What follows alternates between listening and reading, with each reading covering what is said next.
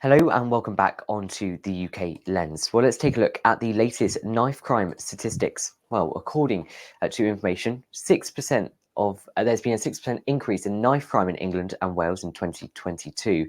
49,265 police recorded offences involving a knife or sharp instrument leading up to 2022.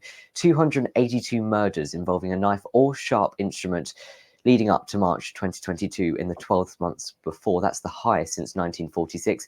And 99 young people aged under 25 were murdered with a knife or sharp object. 13 were aged under 16. Now let's bring in Patrick Green, who is the CEO of the Ben Kinsella Trust. Thank you for your time here on the programme today. Of course, Sadiq Khan, he was talking to Mark Austin a few days ago. He was talking about knife crime and he was simply dodging a lot of the questions being given by Mark. What was your take on it? Yeah, there are challenges certainly for London in terms of knife crime. Certainly since we've come back from COVID lockdown, there has been a rapid increase in knife crime, and nothing illustrates the tragedy of knife crime more than the murder of a 16-year-old teenager on New Year's Eve, a night that most people use to celebrate and look forward to a new year coming. And for yet another family that's marred by the tragic and senseless loss of a very talented young 16-year-old. And as you said in the graphics, Hugh, this isn't an isolated incident, and it's 15 years since we lost Ben to an unprovoked attack as he walked home from a night out with friends. And since then, we calculate that 1,100 teenagers across the country have lost their lives to knife crime. And yet, we see that politicians, whether it is the Mayor of London or indeed the government, seem to be unable to tackle this problem. I was taking a look at your website before I did this interview, and one of your key messages was that knife crime, is one of the most pressing issues in our society, but also one of the most challenging. So in your eyes, what do you think the mayor and leaders from across the nation can be doing to help prevent this epidemic from rising even further? Well, one of the things that hasn't worked over the last 2 decades in terms of tackling knife crime is the current dispatch box politics that we have, with all the leading parties claiming to have the right to deliver the best outcomes in terms of crime. If we're going to tackle knife crime, it's a complex issue. It's often portrayed as a very simple law and order issue. It's of course a law and order issue, but it's not simple.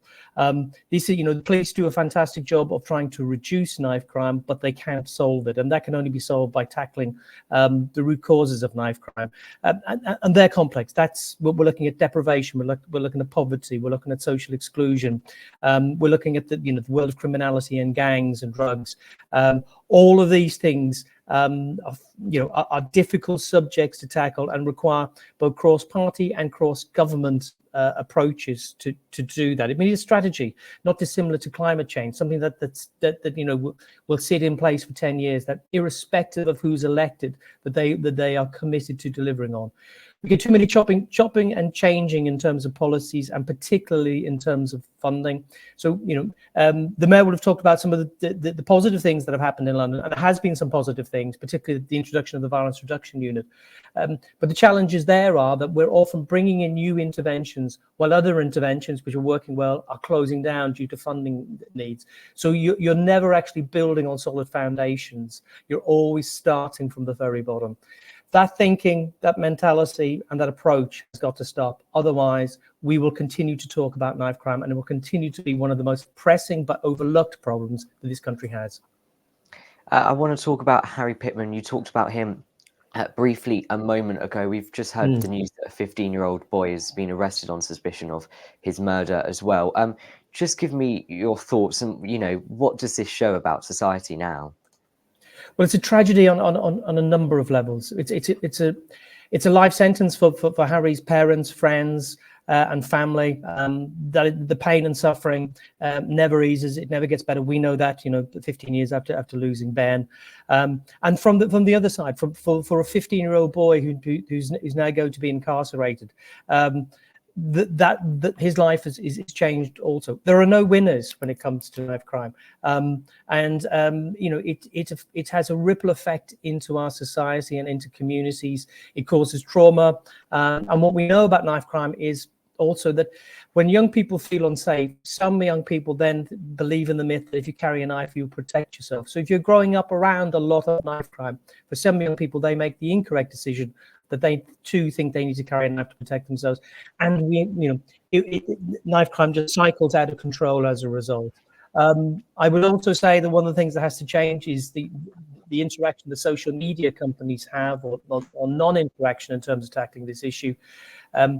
Social media companies, their products, the platforms are used to normalize, desensitize people to knife crime, and this myth that a knife protects you is accelerated on social media channels. Yet those companies, despite their wealth, despite their influence, seem uninterested in helping us to tackle this issue. There's a lot to be done, and there's a lot of people who we need to, whose feet we need to hold to the fire to get things done. But at the moment, I just don't see any traction, any way that we're going to move this forward and avoid, issues like Harry Pitman or Eliane Adams, who also lost her life in Croydon about a month ago. Again, another talented young person. Those tragic murders being repeated and repeated and repeated throughout 2024, and that's a terrible thing to be saying right at the beginning of the year. Okay, Patrick Green, thank you so much for coming on the programme today. You've given me a really great insight, and I do urge our viewers to go and visit the Trust website. A link will be in the description and on our social media platforms. Thank you for your time. Are you watching us here on the UK Lens? Do stay with us. We'll be back after the break.